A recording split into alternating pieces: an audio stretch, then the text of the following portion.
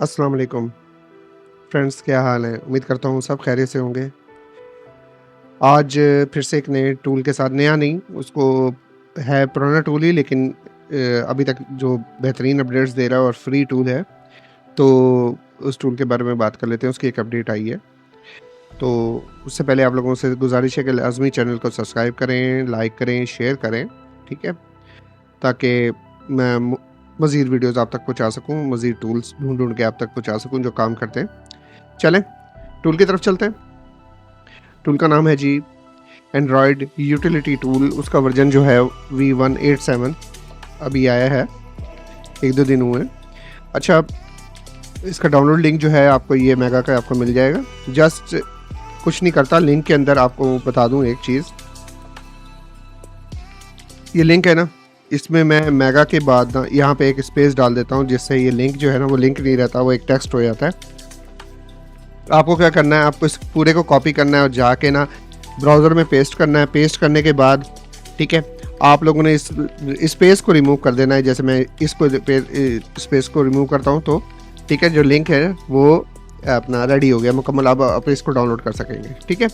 तो मज़ीद इसके बारे में कई वीडियोज़ में बता चुका हूँ। उम्मीद है कि हाँ जी, आप लोगों को समझ में आ गया होगा। अच्छा चलें, इस वर्जन के अंदर इन्होंने लेटेस्ट ये जो वर्जन है, इसके अंदर इन्होंने क्या दिया है, इसके अंदर इन्होंने यूनिसॉक T820 जो है ना CPU, उसकी अपडेट दे दी है, सपोर्ट दे दी है, ठीक है। ये न्यू चिप है और मॉडर्न एंड्रॉयड जितने भी अब के लेटेस्ट जो मोबाइल्स हैं ना, उनके अंदर ये लग के आ रही है, ठीक है। अच्छा, कुछ इम्प्रूव किए हैं इन्होंने प्रीवियस मॉड्यूल को और ज़बरदस्त सा किया है, यानी कि अगर किसी में कोई प्रॉब्लम या कोई बग्स वगैरह आ रहे थे, ठीक है, तो वो अच्छा, और साथ में इन्हेंसमेंट की है परफॉर्मेंस कुछ टूल्स की, यानी कुछ मॉड्यूल्स की परफॉर्मेंस थोड़ी स्लो हो गई थी, उसको उन्होंने सेट किया। इसके अलावा ये जो टूल है, ठीक है, और रिपेयरिंग के हिसाब से लेटेस्ट जितने भी मॉडल्स हैं उनको सपोर्ट करता है ये, ठीक है। अच्छा, इनके जो इस टूल का जो मेन फीचर्स हैं वो हैं FRP रिमूव, ठीक है, और पैक यानी SPD की फ्लैशिंग, SPD मोबाइल्स की फ्लैशिंग, यूनिसॉक के जो लेटेस्ट मॉडल्स हैं उनकी भी।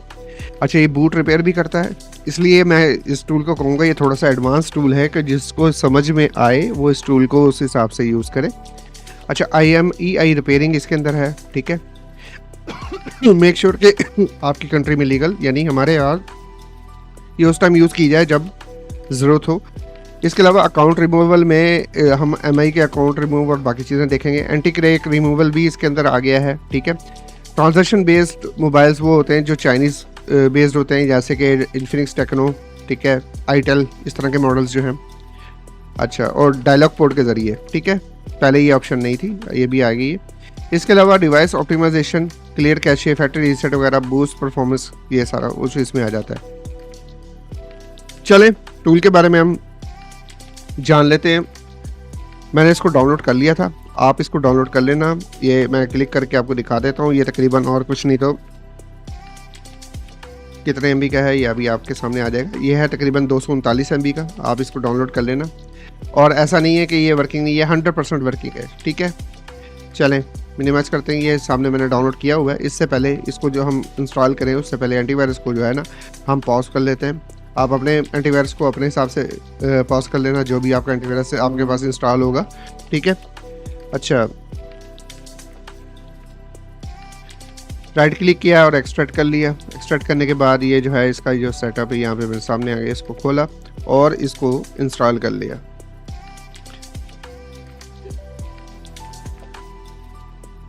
यस करते हैं, next next, desktop icon, yes, और इंस्टॉल।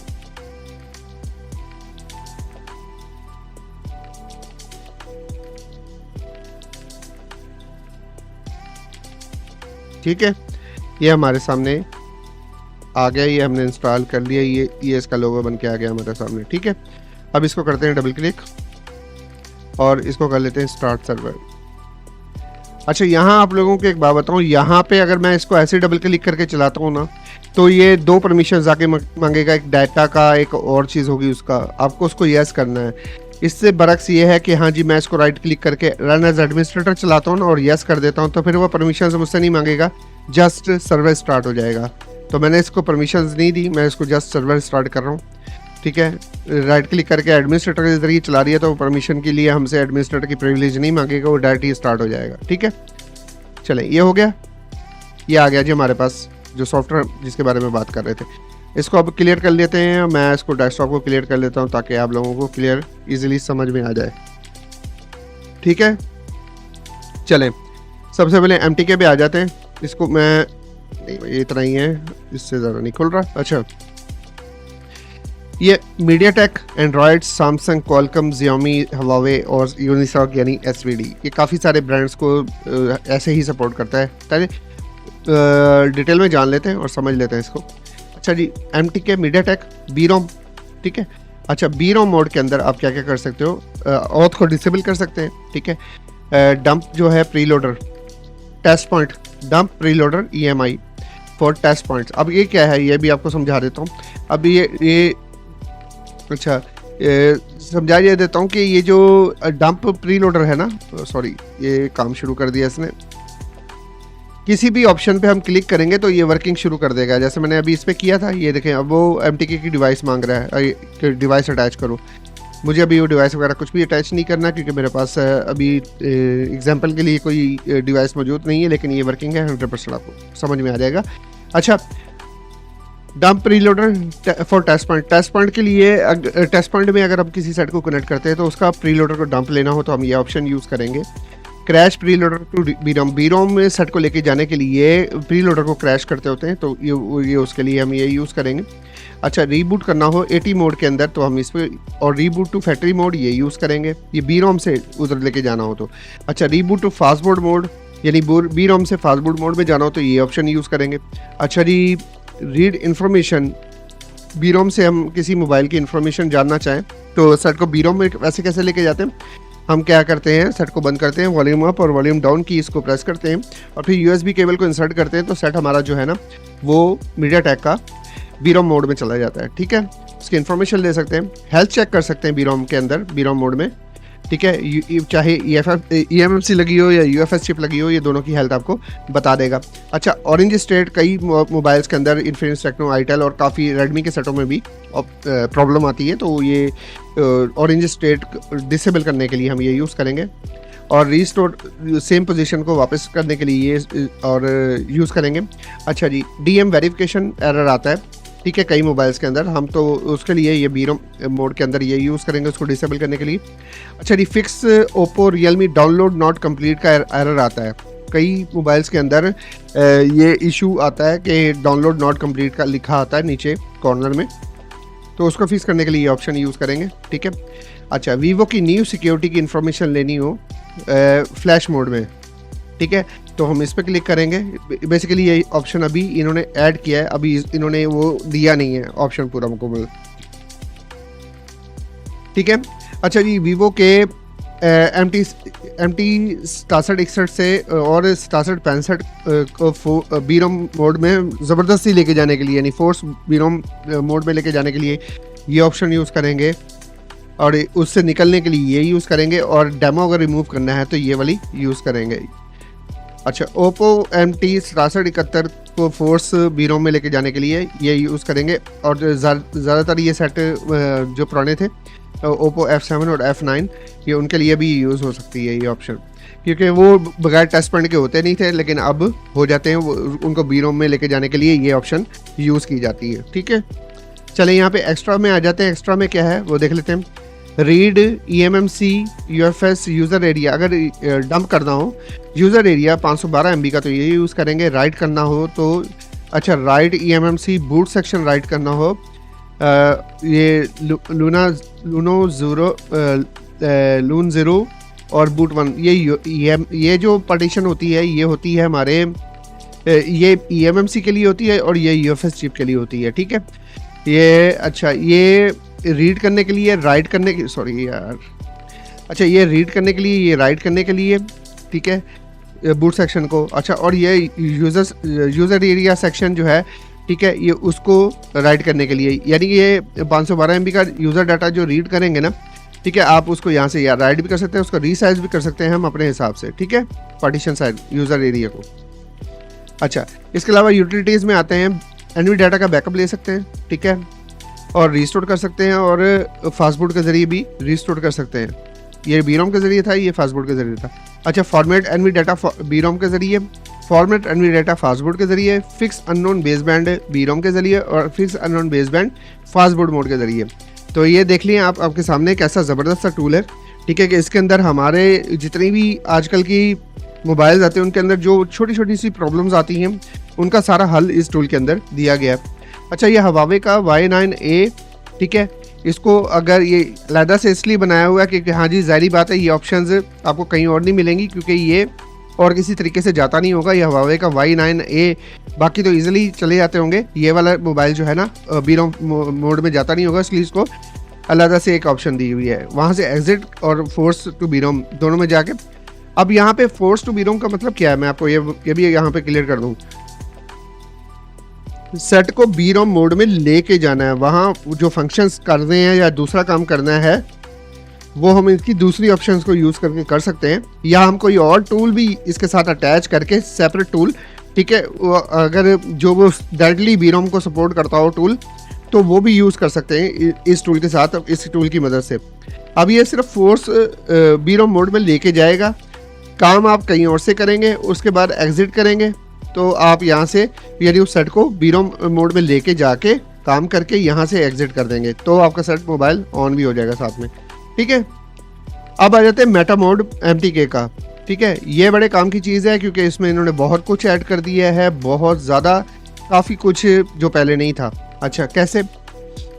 मेटा मोड में लेके जाने के लिए, इन्फॉर्मेशन लेने के लिए, eMMC हेल्थ चेक करने के लिए, ठीक है, मेटा मोड का use factory reset Oppo F5 और वीवो के सेट को, ओप्पो फैक्ट्री रीसेट वीवो और Y1S और Y30 वगैरह को, factory reset RBFS rebuild user data, ठीक है, ये भी ऑप्शन होगी, नो डाउट। अभी इसके बारे में इतनी, रीबिल्ड तो यूज़र डाटा का पता है, या RBFS पार्टीशन होगी शायद, उसको दोबारा रीबिल्ड करने के लिए यूज़र डाटा को शायद।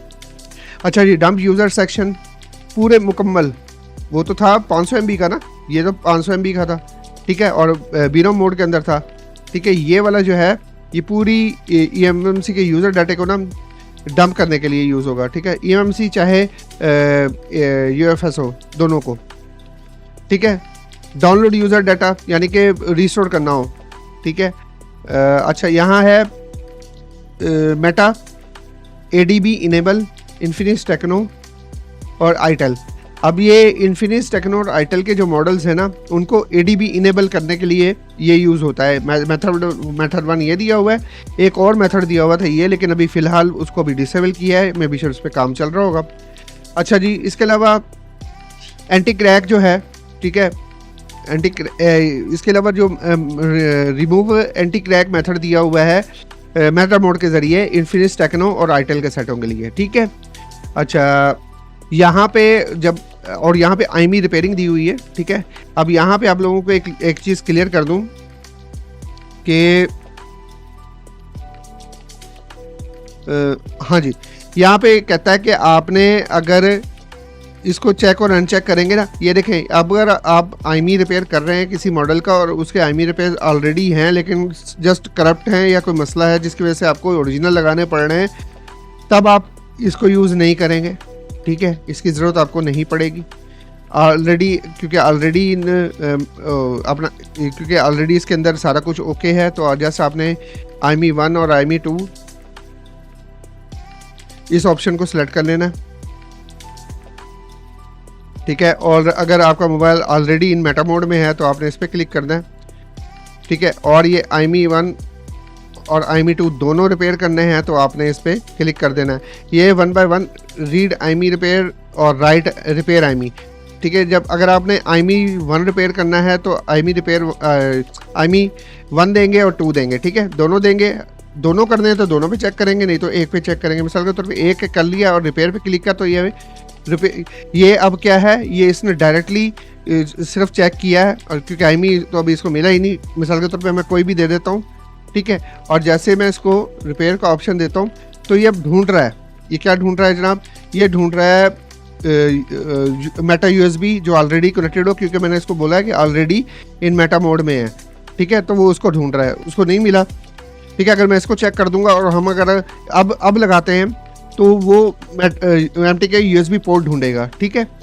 पोर्ट ढूंढे को पहले मेटा मोड में लेके जाएगा, फिर उसको आईमी रिपेयर करेगा। ये 2 प्रोसीजर हैं, ठीक है। उम्मीद है यहाँ तक आपको क्लियर हो गया होगा। इसके बाद आ जाते हैं अच्छा एक मिनट, और ये पार्टीशन मैनेजर भी इसके अंदर है कि हम अपनी मखसूस पार्टीशन को फॉर्मेट कर सकते हैं, रीड कर सकते हैं, राइट कर सकते हैं, डंप कर सकते हैं, ठीक है। इसके अलावा कुछ जो है ना वो एक्सटेंडेड यानी कि डंप कर सकते हैं काफ़ी सारी partition, user data, PGDP, NV section, extended partition और MDDB, APDB, ये मॉडेम की पार्टीशन है। ये मॉडेम की डंप है जिसके ज़रिए हम मॉडेम की ऐसे समझ लें फाइल्स हैं जिसके ज़रिए हम मेटा मोड में उसको रिपेयर करते हैं। अच्छा जी, NV रैम को रीड, राइट और वाइप करने के लिए ये ऑप्शन यूज़ करेंगे मेटा मोड के अंदर। उम्मीद है यहाँ तक क्लियर हो गया होगा। अच्छा, अब आ जाते हैं हार्डवेयर यूटिलिटीज़ में। अच्छा, डंप हार्डवेयर कीज़ बीरोम मोड में और प्री लोडर मोड में डंप हार्डवेयर कीज़ को हार्डवेयर कीज़ आजकल उसके लिए ज़रूरत बहुत पड़ रही है। अगर हम किसी मोबाइल का पासवर्ड रीड करना हो किसी टूल के ज़रिए, जैसे फोरेंसिक टूल है उसके ज़रिए, तो उसके लिए इसकी हार्डवेयर कीज़ लाजमी चाहिए होती जो मोबाइल की उसके ज़रिए होता है, ठीक है। अच्छा चलें एंड्रॉयड में आ जाते हैं। ये MTK का मीडियाटेक का कंप्लीट हो गया। अच्छा जी, एंड्रॉयड के अंदर भी काफ़ी कुछ है। ये टूल कोई छोटा टूल नहीं है, काफ़ी बड़ा टूल है। अच्छा चलें ADB में आप इंफॉर्मेशन ले सकते हैं। अगर आपका मोबाइल की ADB पोर्ट यानी USB डिबगिंग ऑन है तब ये फंक्शन काम कर सकते हैं। अब बता दें तो कौन से इंफॉर्मेशन ले सकते हैं। फास्ट मोड में लेके जा सकते हैं, रिकवरी मोड में लेके जा सकते हैं, EDL मोड में लेके जा सकते हैं, ठीक है।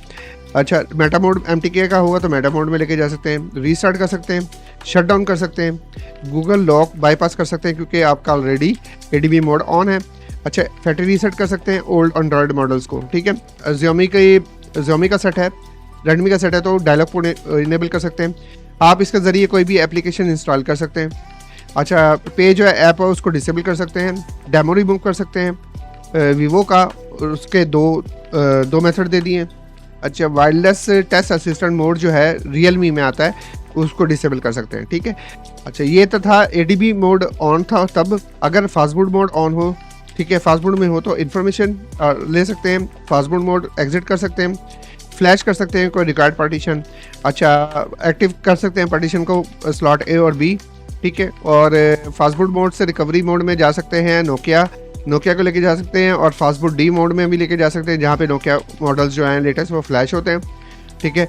इसके अलावा फास्टबूट मोड EDL मोड में लेके जाते हैं, बूट लोडर अनलॉक चाहिए उसके लिए, यहाँ पे भी बूट लोडर अनलॉक चाहिए YPFS के लिए, ठीक है। अच्छा, ये fastboot mode DM verification error जो आता है उसको फिक्स करने के लिए generic Google account Google lock को वाइप यानी FRP lock generic fastboot method से रिमूव कर सकते हैं। इसके अलावा फैक्ट्री रीसेट भी कर सकते हैं फास्टबूट मोड के ज़रिए। क्लियर हो गया। अच्छा जी, MTP ब्राउज़र, अगर MTP ऑन है यानी कि आपका मोबाइल कोई भी है, ठीक है, उसका MTP मोड है, उसका आप लॉन्च कर सकते हैं यूट्यूब, गूगल मैप और गूगल प्ले, ये इससे लॉन्च कर सकते हैं, या अपनी मर्ज़ी का यहाँ पे, ठीक है। जैसे मैं www.youtube.com लिख देता हूँ और इस पर लॉन्च पे क्लिक कर देता हूँ तो यूट्यूब खुल जाएगी अपने आप ना उसके अंदर। ये ऐसे है जो आप अपना करना चाहो खुद से, ठीक है।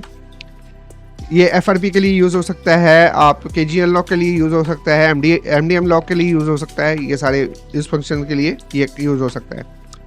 अच्छा जी, पैकेज, यहाँ पे क्लिक करेंगे तो मोबाइल अटैच होगा तो उसके अंदर सारी जितनी भी एप्लीकेशन सारी यहाँ पे आ जाएंगी, शो हो जाएंगी।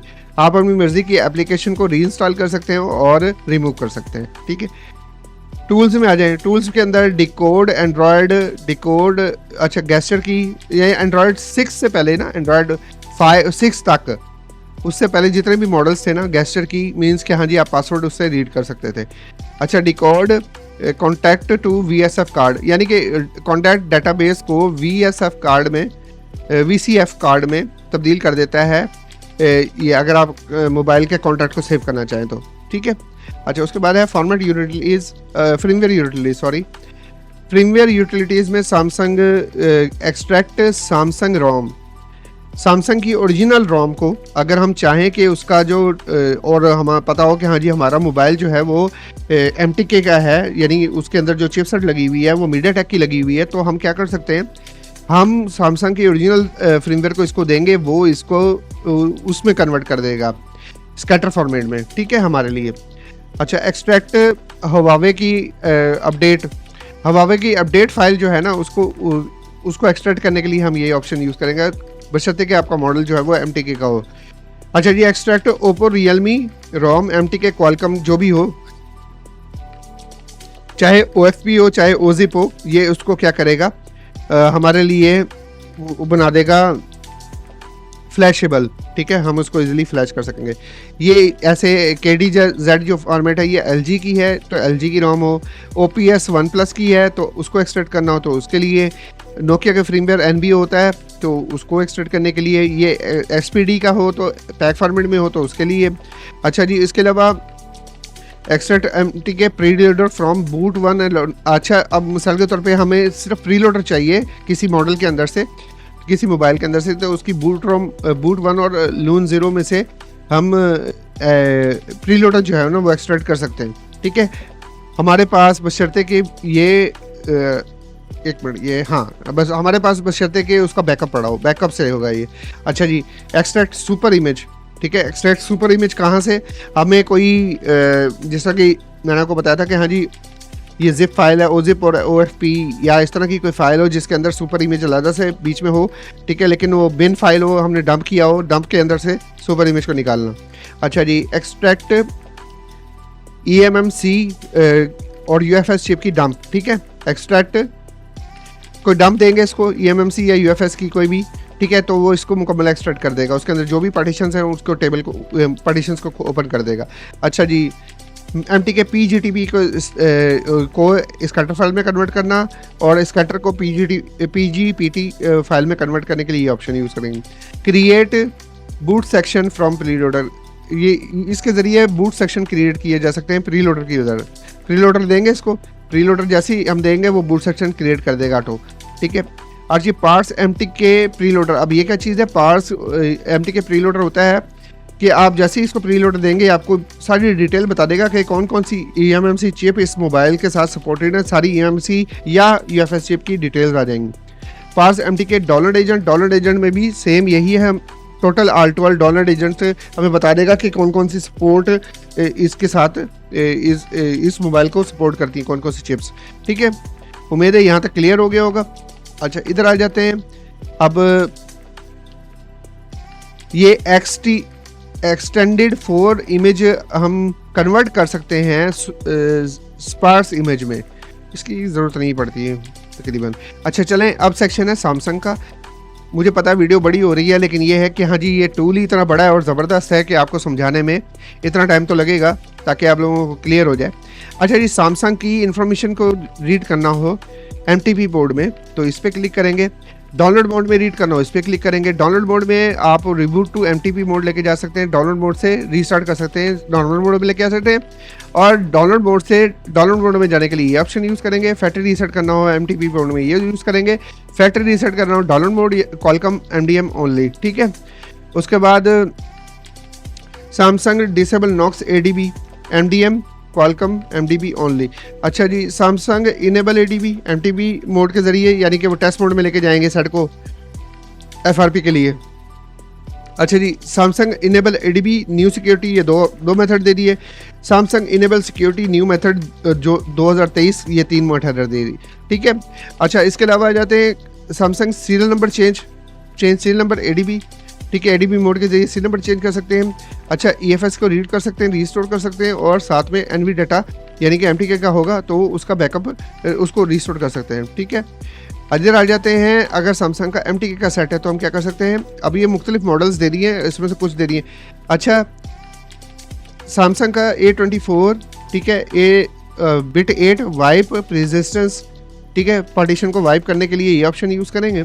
अच्छा जी, फोर्स टू बीरोम, अच्छा सैमसंग MTK फोर्स बीरोम यानी बूट लोडर लगाएंगे, लेकिन ये भी ऑप्शन ये डिसेबल की हुई है, ठीक है। अच्छा जी, Samsung preloader repair via boot loader, अब ये आ गया अगर आपके पास एक मोबाइल आता है और उसका वो डेड बूट होता है, ठीक है, आप उसको रिपेयर नहीं कर पाते, ठीक है, वो डेड होता है, जारी बात है सैमसंग के मोबाइल डेड होंगे तो आप उसको रिपेयर नहीं कर पाएंगे। तो उसके लिए क्या करना है, अगर वो एमटी कीबोर्ड बना रहा है तो प्री लोडर रिपेयर करने के लिए हम क्या करेंगे, बूट लोडर इमेज देंगे, ठीक है, V5 ओनली, V5 वर्जन के लिए।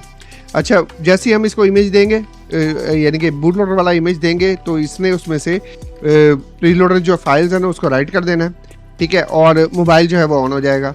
इसी तरह GTP यानी कि पार्टीशन रिपेयर करनी हो CSC फाइल के ज़रिए फ्लैश मोड के अंदर, तो आप इसके ज़रिए कर सकते हैं, लेकिन बशर्ते कि eMMC हो ओनली, UFS चिप को सपोर्ट नहीं करता। अच्छा जी, सैमसंग MT के रीबिल्ड BMT पार्टीशन जो है वो डाउनलोड मोड के ज़रिए कर सकते हैं। अच्छा जी, एग्जिट कर सकते हैं बीरोम मोड से 2022 वाले सेट तकरीबन, ठीक है, बाकी ये डिसेबल ऑप्शन। एक्स्ट्रा में क्या है, मुख्तलिफ सेट दिए हुए हैं, ये clear RPMB partition, right RPMB partition, ये मुख्तलिफ मॉडल्स के RPMB पार्टीशन वगैरह को राइट रीड करने के लिए दिया हुआ है, ठीक है। तो ये सारे मॉडल वाइज हैं, ठीक है। इसके अंदर से हम कुछ मॉडल ये थोड़ा हसास है, इसको जिस बंदे ने भी जिसको समझ में हो वो इस चीज़ को हाथ लगाए, क्योंकि बूट रिपेयर के लिए ऑप्शंस यूज़ की हुई है। A326 A326 G532 boot repair, क्योंकि ये सारे MTK के मॉडल्स हैं तो उनके बूट रिपेयर दिए हुए हैं। साथ में ये देखें B7 यानी कि इसकी सिक्योरिटी दी हुई है साथ में। इस पर जैसे मैं क्लिक करता हूँ तो ये पहले ये बूट कराएगा, बूट करने के बाद मैं भी शायद इसके रिपेयर्स पैकेज सारे इसके अंदर पड़े हुए हैं, ठीक है। तो जस्ट आप इसको सिलेक्ट करोगे तो इसने ऑटो वो कर लेना है। आपने ध्यान से ये काम करना है, एग्जैक्ट मॉडल होना चाहिए, एग्जैक्ट, क्योंकि ये सारे के सारे इनमें से कोई भी ऑप्शन आपने अगर गलत से चूज़ कर ली तो मोबाइल हो जाएगा डेड, ठीक है। अच्छा जी, सैमसंग का यूनिसॉक जो है, यूनिसॉक जो वर्जन है वो उसका भी बूट रिपेयर की ऑप्शन इसके अंदर दी हुई है। देखें, Unisoc boot loader via boot loader unlock, ठीक है। क्लियर RPMB आया boot loader, Samsung Unisoc unlock boot loader, relock boot loader, write pack format, pack file को राइट कर सकते हैं। अच्छा जी, skip eMMC partition rebuild Unisoc. अब इसके अंदर सारी तकरीबन लेटेस्ट जितने भी अभी सैमसंग के मोबाइल्स हैं ना उनकी सारी सपोर्ट है, ठीक है। और ये यूनिसॉक के जितने भी मॉडल A03 आ रहे हैं ना, और भी आ रहे हैं मॉडल्स, ठीक है। आप इजीली यानी कि डेड आ जाता है कोई सेट तो उसका बूट लोडर है उसको रिपेयर करना है तो आप ये इसके ज़रिए रिपेयर करेंगे। यूनिसॉक का कोई भी सेट होगा तो, ठीक है, यानी कि SPD का कोई भी सेट होगा। अच्छा जी, एक्सोनस CPU, अब ये ऑप्शन दे तो दिए इन्होंने, ये B-ROM यानी EUB मोड जो है एक्सोनस CPU का EUB ROM होता है, लेकिन उसका हमें फ़ायदा कोई नहीं है क्योंकि हमारे पास अभी कोई टूल नहीं है फ्री में जिसके ज़रिए हम इसका FRP जो है वो रिमूव कर सकें। ये अपना EUB मोड में तो चला जाएगा लेकिन रिपेयर नहीं कर पाएगा, ठीक है। तो इसको आप कभी भी यूज़ ना करना, अच्छा, क्योंकि हमारे पास ना चमीरा है, ना अब के जो ZX लेटेस्ट उसमें सपोर्ट दी है, ना ऑक्टोपस है, क्योंकि वो लेटेस्ट मॉड्यूल्स के अंदर इसकी सपोर्ट आ रही है। अगर तो किसी ने ले लिया तब तो इसको यूज़ कर सकता है। अच्छा जी, ये फ्लैशर है, जैसे हमारे पास ऑर्डिन होता है, ये ऑर्डिन ही है टोटल, ठीक है, आप इसको देख लीजिएगा। अब आ जाते हैं क्वालकॉम के अंदर। क्वालकॉम के अंदर पैच क्वालकॉम MI अकाउंट, यानी कि ये यूनिवर्सल बना दिया है इन्होंने। पहले काफ़ी सारी ऑप्शन थी, अब यूनिवर्सल ऐसे है जितने भी क्वालकॉम के मॉडल्स हैं MI के, ठीक है, MI अकाउंट को रिमूव करने के लिए ये वाली ऑप्शन यूज़ होगी। इस पर क्लिक करेंगे और इसको यूज़ कर सकते हैं। अच्छा जी, अब ये है एनवी मैनेजर इसका, ठीक है, क्लिकेटर टूल। अगर तो ये सिंपल सा बूट कर जाता खुद से, ठीक है, नहीं तो ये लोडर फाइल और XML फाइल आपको यहाँ से देनी पड़ेगी फाइल की। अच्छा जी, erase FRP via XML file देंगे। ये सारे की सारी वो फाइल हैं जिसकी ये वो मोबाइल्स हैं जिनकी आपको मैनुअली फाइल देनी पड़ेगी, उसके बाद आप ये सारे के सारे काम कर सकेंगे, ठीक है। इसमें ये नहीं है, मॉडल का कोई हिसाब नहीं है, मॉडल जो सा मर्जी हो, ठीक है। आपको क्या है, उसकी लोडर फाइल देनी पड़ेगी, साथ में XML फाइल देनी पड़ेगी, फिर आप ये सारे काम कर सकेंगे, ठीक है। अच्छा, इधर आ जाते हैं Xiaomi पे। अब Xiaomi MTK में भी है और Qualcomm में भी है, उस दोनों का इन्होंने दे दिया होगा। अच्छा जी, Xiaomi OTA अपडेट्स डिसेबल करने के लिए B-ROM मोड में इनेबल OTA अपडेट्स, उसके बाद 11T को relock boot loader, unlock boot loader, Note 11 का boot loader, lock boot loader, relock boot loader, unlock boot loader, और नोट 11 ये प्रो का था और ये 5G का है, ठीक है। इसके भी सारे ऑप्शंस दिए हुए हैं। इसके अलावा रेडमी 6 का अनलॉक बूट लोडर, उसके बाद Xiaomi check find device status, fast boot के अंदर आप चेक कर सकेंगे कौन कौन से मॉडल उसका सॉरी फाइंड माई डिवाइस का और क्या इस टाइम क्या स्टेटस है, ठीक है, किसी भी Xiaomi के रेडमी के सेट का। इसके अलावा आ जाते हैं ये फ्लैशर है फास्ट मोड का। आप यहाँ से डबल क्लिक करके फास्ट मोड का जो फ्लैशर है ये जो बैट फॉर्मेट होती है वो सिलेक्ट करके आप इसको कोई भी फ्रिंगवेयर है उसको राइट कर सकते हैं Xiaomi के, ठीक है। चलें अब आ जाते हैं हवावी के सेक्शन में। हवावी के सेक्शन में आप ये वाली फाइल सारी सिलेक्ट करके फ्रिंगवेयर लोड पैकेज, ठीक है, पूरा का पूरा फोल्डर सेलेक्ट करेंगे तो यहाँ पे पूरा का पूरा जो है ना वो लोड हो जाएगा। अगर सिंगल फाइल करना चाहे तो सिंगल भी कर सकते हैं। अच्छा, स्विच टू FB यानी फास्ट मोड में लेके जाने के लिए, अच्छा ये है हवावे का स्विच फ्लैश बोर्ड फ्रिंगवेयर, ठीक है। नो बोर्ड फ्रिंगवेयर, ये बोर्ड फ्रिंगवेयर फाइल्स यहाँ से हम सेलेक्ट करेंगे तो राइट करेंगे वो भी हो जाएगा। अच्छा जी, सर्विसेज में आ जाते हैं कि हमारे पास क्या क्या है। नॉर्मल मोड से अपग्रेड मोड और फास्ट बोर्ड से अपग्रेड मोड में लेके जा सकते हैं।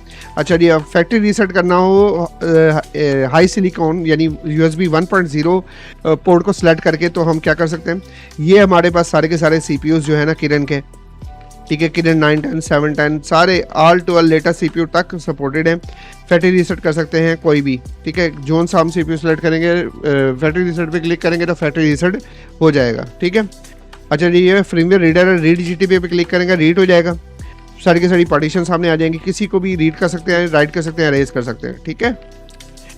लास्ट में आ जाता है हमारे पास यूनिसॉक यानी SPD का सेक्शन। SPD के सेक्शन के अंदर Unisoc force BROM dialog port U boot यानी बूटिंग के लिए कि हाँ जी वो डायलॉग पोर्ड में चला जाए। अच्छा, remove anti crack dialog port के ज़रिए हम एंटी क्रैक को यूज़ कर सकते हैं वर्जन को, ठीक है। इसके अलावा पैक फॉर्मेट में हम फ्लैश मोड में हम अपने मोबाइल को राइट कर सकते हैं कोई भी फ्लैश फाइल, ठीक है। इसके अलावा डायलॉग पोर्ट में हम इंफॉर्मेशन ले सकते हैं और फैक्ट्री रीसेट भी कर सकते हैं, ठीक है। अच्छा, यहाँ पे मोटो के कुछ मॉडल्स हैं, ठीक है, ये सारे के सारे दिए हुए हैं आपके सामने, और ये T820 जो आखिरी ऑप्शन है ये दी हुई है, ठीक है। अब इनमें से मॉडल को सिलेक्ट करके ये सारे काम कर सकते हैं। क्या कर सकते हैं, ये फ्लैश भी कर सकते हैं मॉडल यहाँ से सिलेक्ट करने के बाद।